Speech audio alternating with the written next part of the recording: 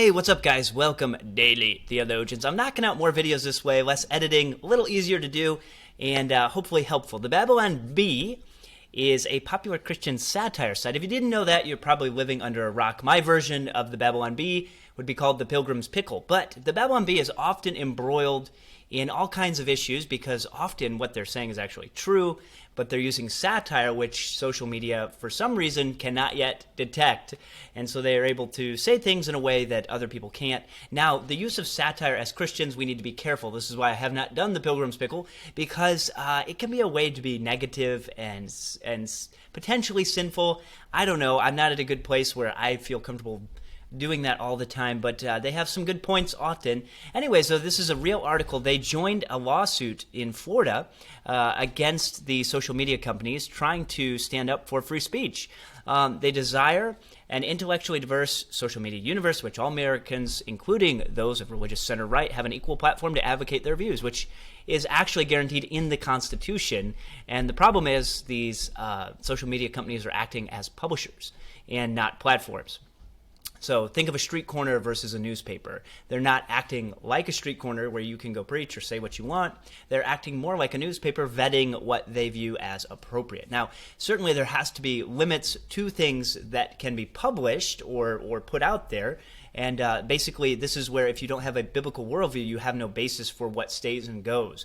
Things that are explicit should not be allowed to be published, just like shouldn't be allowed to be in public, because it's against God's law. It's against the obvious conscience that God has given us.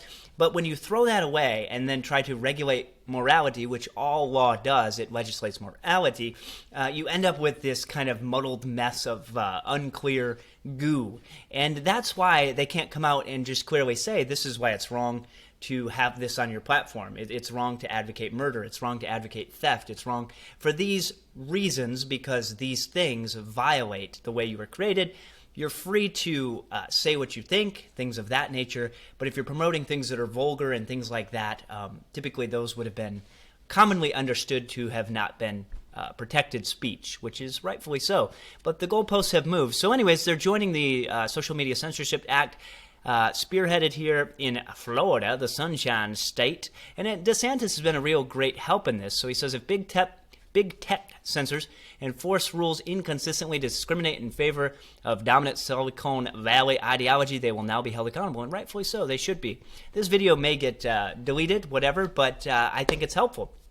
Ultimately, true freedom, though, is not found in a political class or even in liberties guaranteed by the Constitution. Those things were recognized as axiomatic coming from the Creator God. The triune God of the Bible alone guarantees rights and truth and love because He is the only true God. There is no other. So you have to base your worldview on the God revealed in the Bible, Jesus Christ, fully God, fully man. The issue people have is a spiritual one, and they will stand before a holy and just God. So the Babylon Bee needs to, I guess, hopefully be a help in this fight, but don't get your theology from the Babylon Bee.